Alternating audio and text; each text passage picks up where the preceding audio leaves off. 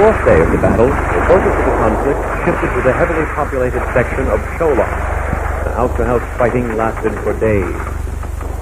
One of the bloodiest firefights occurred at the main intersection of the Vinoy Highway, not far from downtown Saigon. Here, the Army succeeded in denying the Communists the chance to use the women and children of the area as human shields. Once the civilians were evacuated, the Army saturated the area with a lethal display of firepower.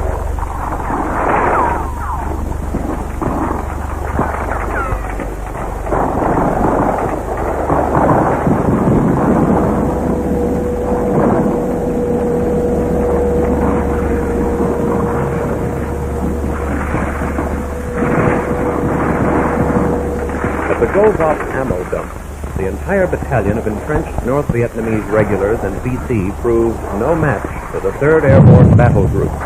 They quickly circled the enemy and annihilated him.